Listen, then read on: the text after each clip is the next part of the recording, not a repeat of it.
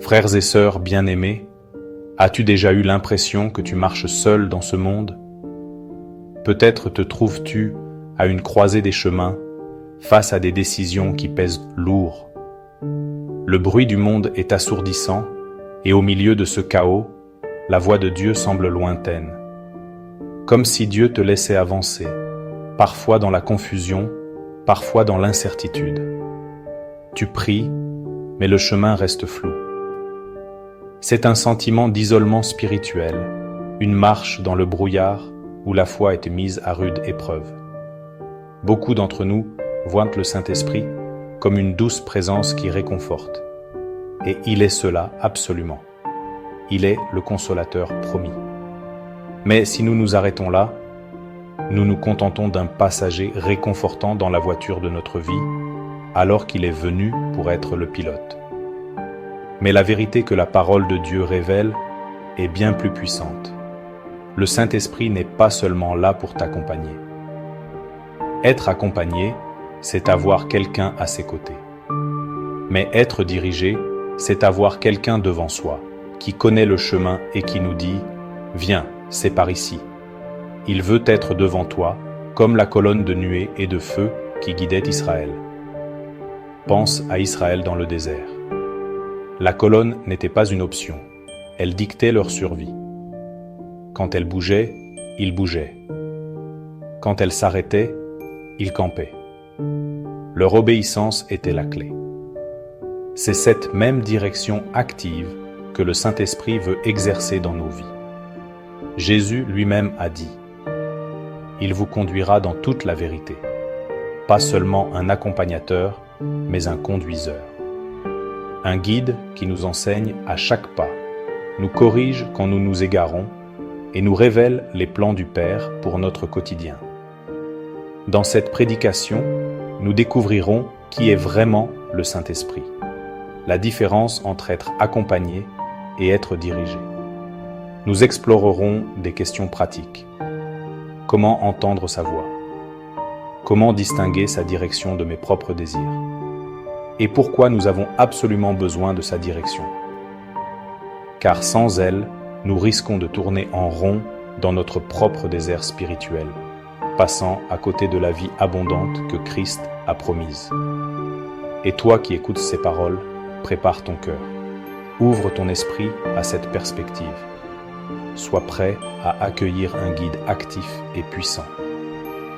Car si tu comprends et acceptes cette vérité, ta vie chrétienne ne sera plus jamais la même. Elle passera d'une marche incertaine à une aventure divine. Une course pleine de buts et de confiance. Le voyage commence maintenant. Beaucoup de chrétiens voient encore le Saint-Esprit comme une simple énergie, une force impalpable, une puissance cosmique ou une influence spirituelle vague. Mais la Bible est très claire à ce sujet.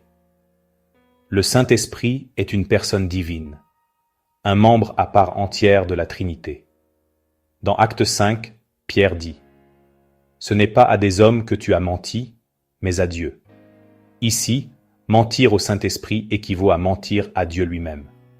Le Saint-Esprit a une volonté. Un seul et même esprit distribue comme il veut.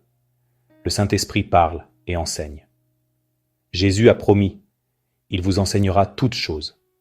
Il enseigne, il rappelle, il communique. Le Saint-Esprit peut être attristé. N'attristez pas le Saint-Esprit de Dieu. Une force impersonnelle ne peut pas être attristée, mais une personne, oui. Il y a une grande différence entre être accompagné et être dirigé. Une distinction fondamentale qui peut changer la trajectoire de toute une vie. Accompagner signifie être présent, soutenir, consoler. C'est l'ami qui marche à tes côtés dans l'épreuve, une présence réconfortante, mais qui ne choisit pas le chemin pour toi. L'accompagnateur partage ton fardeau sur la route que a choisie. Diriger, c'est bien plus.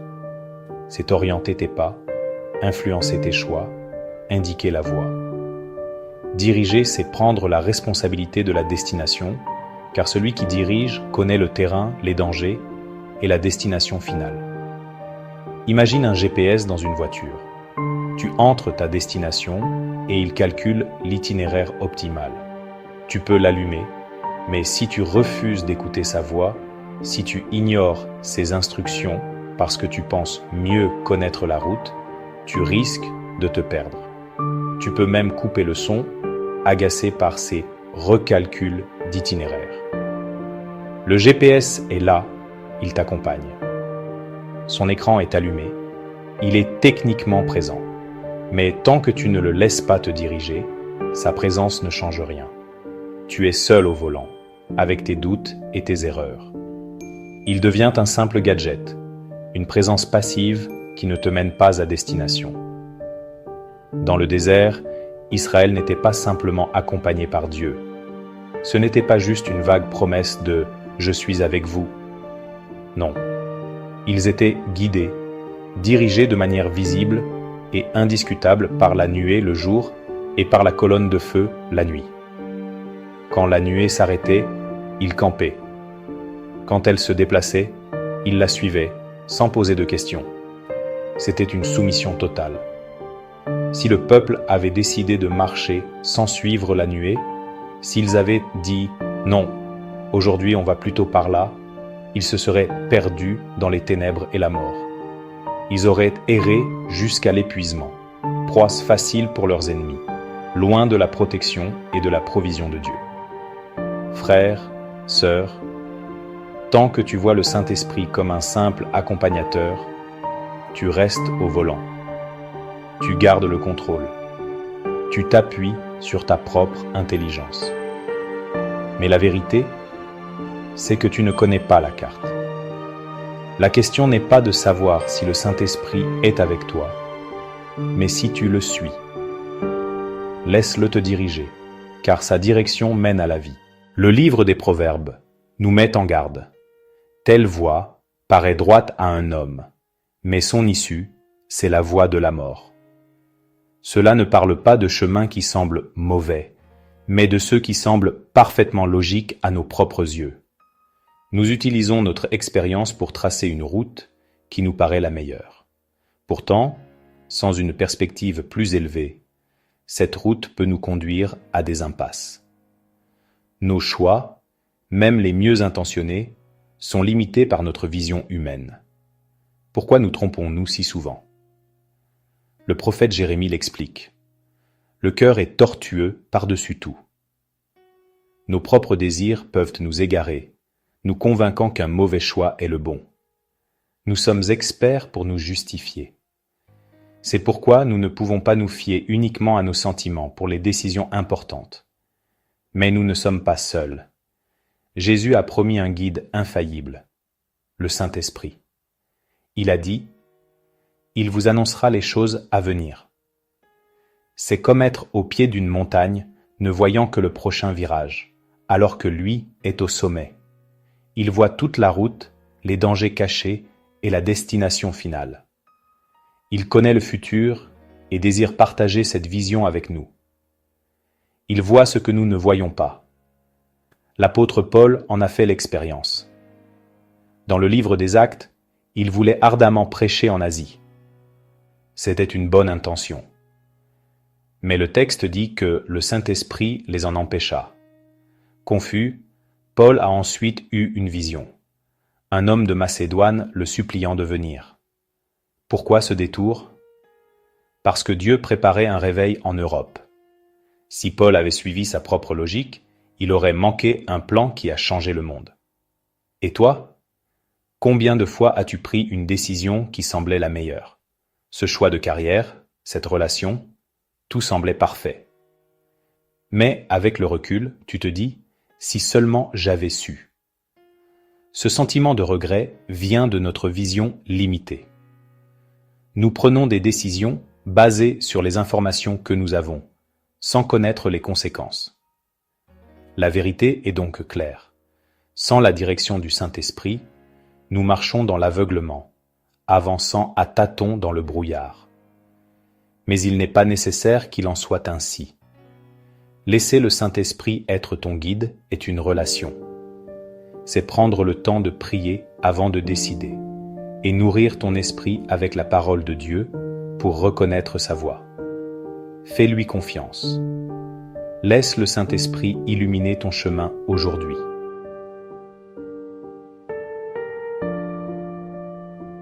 Il existe une différence fondamentale, un fossé immense, entre la paix que le monde offre et la paix que Dieu donne. Comprendre cette distinction est la première étape pour vivre une vie véritablement épanouie et sereine. Le monde promet la paix à travers la réussite, la sécurité matérielle, le statut social ou même des relations parfaites. Il nous dit que si nous avons assez d'argent, la bonne carrière ou l'approbation des autres, nous trouverons enfin le repos. Mais toutes ces formes de paix sont fragiles, temporaires et conditionnelles. Elles dépendent de circonstances extérieures que nous ne maîtrisons pas. Un emploi peut être perdu, la santé peut décliner, les richesses peuvent disparaître. Cette paix mondaine est une fondation de sable, prête à s'effondrer à la première tempête. La paix du Saint-Esprit, elle, est surnaturelle. Elle ne dépend pas de nos circonstances, mais de notre connexion avec le Créateur de l'univers. C'est une paix qui, comme le dit la Bible, surpasse toute intelligence. Elle n'a pas de sens logique pour le monde, car elle peut exister au milieu du chaos. Romains 8,6 déclare « L'affection de la chair, c'est la mort. Mais l'affection de l'esprit, c'est la vie et la paix. » Se concentrer sur nos propres désirs, nos peurs et nos ambitions mène à l'anxiété et au vide. Mais fixer nos pensées sur les choses de l'esprit nous ancre dans une paix et une vie abondante. Lorsque tu laisses le Saint-Esprit diriger ta vie, tu n'as plus besoin de lutter. La lutte constante pour tout contrôler, pour tout prévoir, pour forcer les choses à arriver, peut enfin cesser. Tu entres dans un repos divin, confiant que celui qui tient l'univers entre ses mains tient aussi ta vie. Pensez à la scène dans l'Évangile. Les disciples, des pêcheurs expérimentés, paniquaient dans la barque alors que la tempête faisait rage. Ils croyaient leur dernière heure arrivée.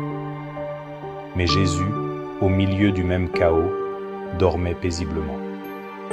Sa paix ne venait pas de l'absence de danger, mais de sa confiance absolue en son Père. C'est cette paix qui t'est offerte.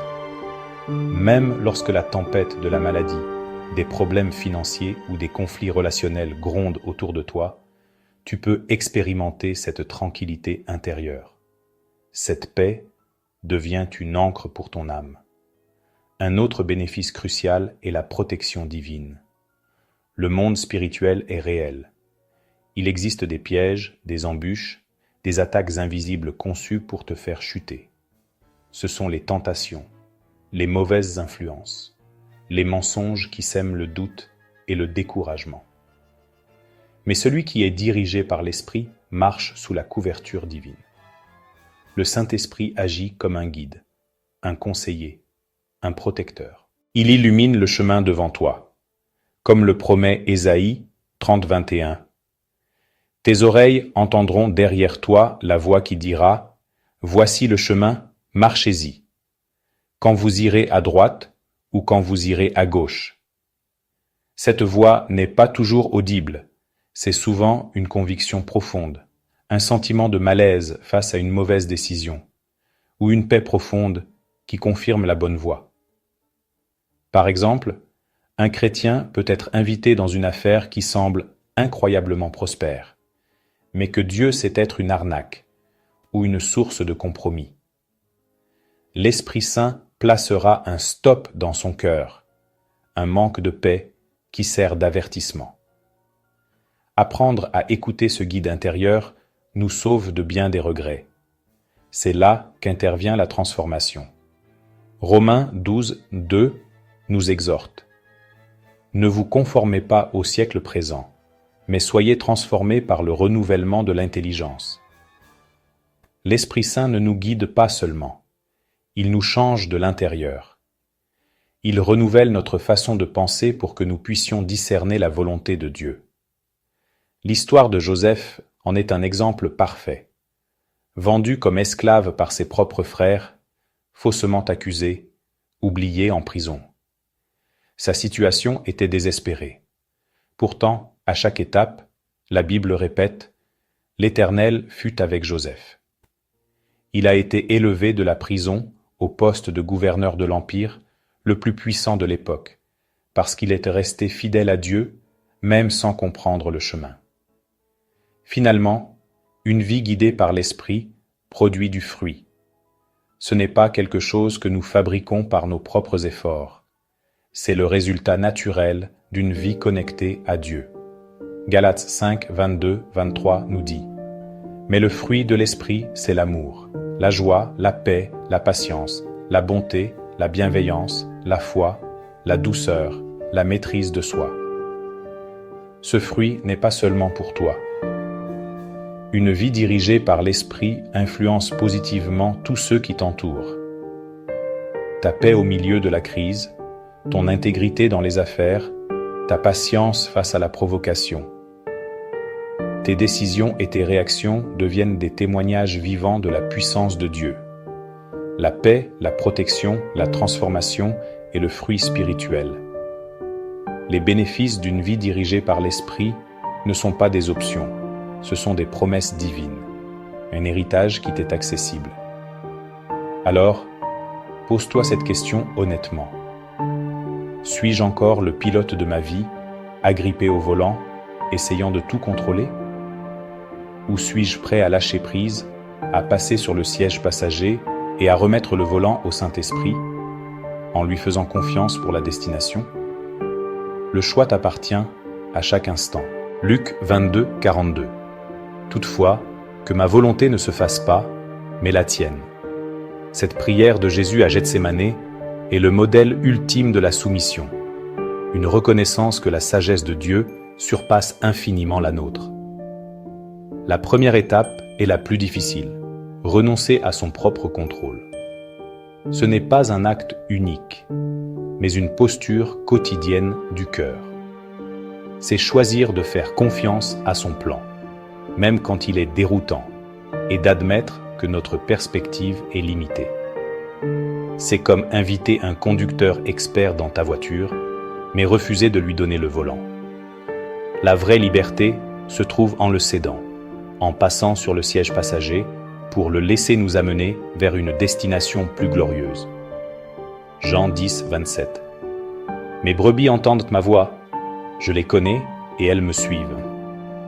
Il ne s'agit pas seulement d'obéir, mais de répondre à la voix de celui qui nous connaît personnellement. Pour écouter, nous devons nous accorder à ses fréquences. D'abord, sa parole, notre boussole, où l'Esprit rend les mots vivants pour nous. Ensuite, la prière silencieuse. Dans le calme, sa voix devient claire, filtrant le bruit du monde. Puis, les circonstances. Une porte fermée n'est pas un rejet, mais une redirection divine. Enfin, les conseils spirituels. La sagesse des croyants matures confirme souvent ce que Dieu a déjà déposé dans ton cœur. Souvent, nous entendons la voix du Saint-Esprit, mais nous hésitons. Cette hésitation vient de la peur de l'inconnu et de notre attachement au confort. Pensez à Abraham. Il partit sans savoir où il allait. Son obéissance fut un acte de foi radical, faisant confiance non pas à un plan, mais à la personne de Dieu. Retarder l'obéissance, c'est déjà désobéir. Chaque moment de retard ouvre la porte au doute. 1 Thessaloniciens 5, 19. N'éteignez pas l'esprit. Nous l'éteignons en ignorant ses impulsions. Plus nous pratiquons l'écoute et l'obéissance, plus sa voix devient claire. C'est un muscle spirituel. Chaque acte d'obéissance, même petit, le renforce et affine notre capacité à le reconnaître. C'est comme une radio. Plus tu ajustes la fréquence, plus le signal est net. Nos disciplines spirituelles nous maintiennent sur la bonne fréquence, pour que sa voix devienne une mélodie constante et claire au milieu du bruit. L'obéissance pratique commence par une décision quotidienne, un renouvellement conscient de notre allégeance. Pour un croyant qui désire être dirigé par l'Esprit, la journée doit débuter par une prière de reddition. Une prière comme celle-ci, « Saint-Esprit, Je t'abandonne ma volonté, mes plans et mes désirs. Prends le contrôle. Guide-moi dans mes choix aujourd'hui. Révèle-moi les zones où je résiste à ta direction.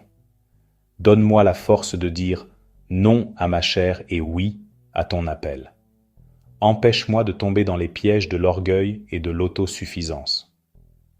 Trop souvent, nous voulons un plan détaillé avant de faire un pas.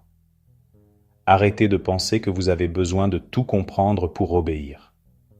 L'obéissance n'est pas une acceptation aveugle, mais une confiance éclairée en celui qui voit la fin depuis le commencement. Vous n'avez pas besoin de connaître tout le chemin, seulement de connaître et de faire confiance à celui qui conduit. Lorsque vous marchez dans cette obéissance, une transformation profonde s'opère. Votre caractère se transforme peu à peu à l'image de Christ. La patience remplace l'irritation, la paix étouffe l'anxiété. Les bénéfices d'une vie dirigée par l'Esprit ne sont pas des options, ce sont des promesses divines, des fruits garantis qui mûrissent dans le jardin d'un cœur soumis. Mais ces promesses ne s'activent que lorsque vous acceptez de céder le contrôle. C'est l'acte de foi le plus difficile. Posez-vous cette question honnêtement. Suis-je encore le pilote de ma vie, m'appuyant sur ma propre intelligence? Ou ai-je vraiment remis le volant au Saint-Esprit?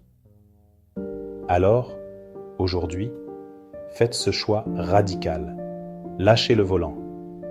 Que le Saint-Esprit soit le souverain conducteur de chaque aspect de votre vie, de vos pensées les plus intimes à vos actions les plus publiques.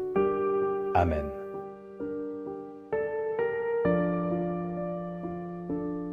Chapitre 6. Témoignages bibliques et actuels. 6.1. Moïse et la nuée. Dans l'Ancien Testament, après leur sortie d'Égypte, les Israélites erraient dans un désert vaste et hostile. Ils avaient besoin d'une direction claire et Dieu ne les a pas laissés à eux-mêmes. Jour après jour, Dieu manifestait sa présence de manière indubitable. Une nuée pour les guider le jour et une colonne de feu pour les éclairer la nuit. Exode 13, 21, 22. C'était le symbole de la présence du Saint-Esprit. Quand la nuée avançait, Israël avançait. Quand la nuée s'arrêtait, Israël campait, parfois pour des jours, parfois pour des mois. Cette obéissance exigeait une confiance et une patience absolue. Ils n'avaient pas à inventer leur propre chemin. Ils devaient simplement suivre la présence de Dieu. De la même manière, nous n'avons pas besoin de forcer notre chemin dans la vie, en nous épuisant par notre propre intelligence.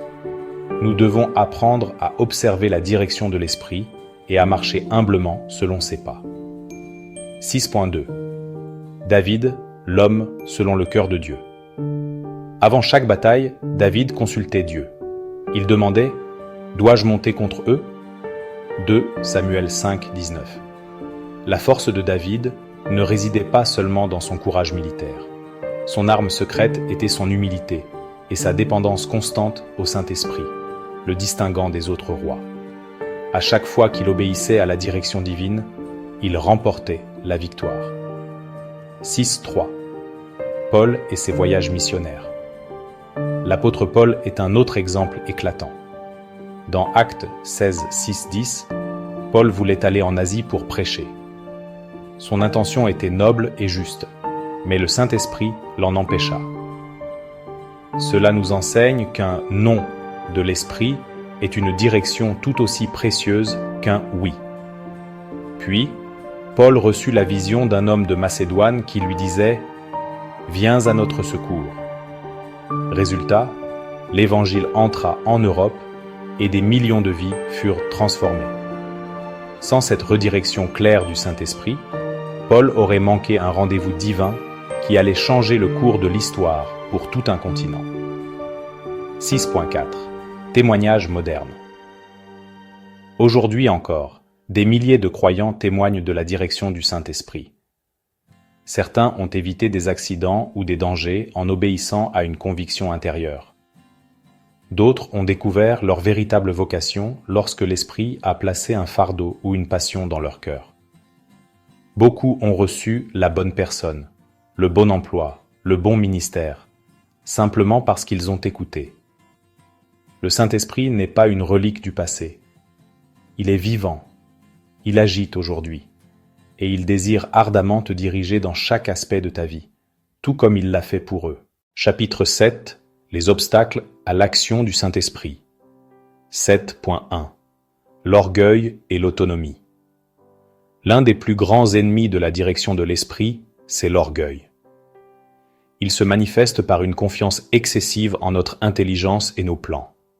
Quand l'homme dit « Je sais mieux que Dieu », il ferme la porte au Saint-Esprit. Cette autonomie, ce désir de rester le seul maître à bord, est une forteresse que l'esprit ne peut forcer. Proverbes 3, 5, 6. Confie-toi en l'Éternel de tout ton cœur et ne t'appuie pas sur ton intelligence. Reconnais-le dans toutes tes voies et il aplanira tes sentiers. Tant que tu insistes pour diriger ta vie par tes propres moyens, tu n'expérimenteras pas la plénitude de l'esprit. 7.2. Le péché non confessé. Éphésiens 4.30. N'attristez pas le Saint-Esprit de Dieu. Le péché volontaire non confessé agit comme une barrière. Imaginez une conversation intime dans une pièce au bruit assourdissant. Le péché est ce bruit. Ce n'est pas que le Saint-Esprit abandonne le croyant, mais il se tait. Sa voix devient lointaine, car le péché occupe la place qui devrait lui revenir. Tant que tu n'as pas confessé et abandonné ton péché, tu resteras sourd à la direction divine. 7.3. Le manque de foi. Hébreux 11.6. Or sans la foi, il est impossible de lui être agréable. Dieu peut donner une direction claire, mais si tu refuses de croire, tu n'iras nulle part. La foi n'est pas l'absence de peur, mais la décision d'avancer malgré elle en s'appuyant sur la fiabilité de Dieu. Exemple. Pierre marchant sur l'eau, Matthieu 14, 29, 30. Il a commencé avec la foi, mais le doute l'a fait couler. Le Saint-Esprit peut t'appeler à des choses plus grandes, mais sans foi, tu n'oseras jamais faire le pas. 7.4. Les distractions du monde. Beaucoup de chrétiens n'entendent pas la voix du Saint-Esprit parce qu'ils sont saturés de bruits extérieurs, réseaux sociaux, divertissements, inquiétudes matérielles. Ces distractions ne sont pas forcément mauvaises, mais leur volume constant étouffe le murmure de l'esprit. 1 Roi 19.12. Élie entendit la voix de Dieu, non pas dans le vent violent, ni dans le tremblement de terre, ni dans le feu, mais dans un murmure doux et léger. Le Saint-Esprit parle dans le silence. Pour entendre ce murmure, il faut une discipline spirituelle, éteindre les écrans, se retirer du tumulte et présenter à Dieu un cœur attentif et disponible. Conclusion et appel. Conclusion. Frères et sœurs, nous avons vu ensemble. 1. Qui est le Saint-Esprit ? 1. La différence entre accompagner et diriger. 1. Pourquoi nous avons besoin de sa direction. 1. Les bénéfices d'une vie dirigée par lui. 1. Comment se laisser diriger par l'Esprit. 1. Les témoignages bibliques et modernes. 1. Les obstacles qui empêchent en son action. Chacun de ces points nous a préparés pour cette révélation. Tout cela nous conduit à une vérité simple mais puissante. Le Saint-Esprit ne veut pas simplement t'accompagner. Il veut te diriger. Appel à l'action. Aujourd'hui, tu dois faire un choix crucial. Continuer à être le pilote de ta vie, naviguant à vue avec l'épuisement, l'incertitude et tous les risques que cela comporte. Ou céder le volant au Saint-Esprit, lui faire confiance pour la destination et marcher dans la paix et la sécurité de son plan parfait. Romains 8, 14. Car tous ceux qui sont conduits par l'Esprit de Dieu sont fils de Dieu. Si tu veux être reconnu comme un fils ou une fille de Dieu et vivre dans cette identité glorieuse, tu dois accepter sa direction. Prière d'engagement. Saint-Esprit, je reconnais que souvent, j'ai voulu marcher par mes propres forces. Aujourd'hui, je choisis de ne plus me contenter de ton accompagnement. Je t'invite à prendre la direction de ma vie. Conduis mes pensées, purifie mes intentions et dirige mes pas. Je te donne la place qui te revient. Règne en moi. Je veux marcher, non selon ma chair, mais selon ton esprit. Au nom de Jésus-Christ. Amen. Appui biblique final. Jean 16, 13. Il nous conduit dans toute la vérité. Psaume 32, 8. Il nous montre la voie. Romains 8, 14. Ceux qui sont conduits par l'Esprit sont fils de Dieu. Voici la promesse glorieuse. Si tu te laisses diriger par lui, tu ne marcheras jamais dans les ténèbres, car sa lumière éclairera chacun de tes pas. Voilà ce que je voulais partager avec vous. Si ce message vous a parlé, abonnez-vous et partagez-le pour faire grandir la communauté. Que Dieu vous bénisse.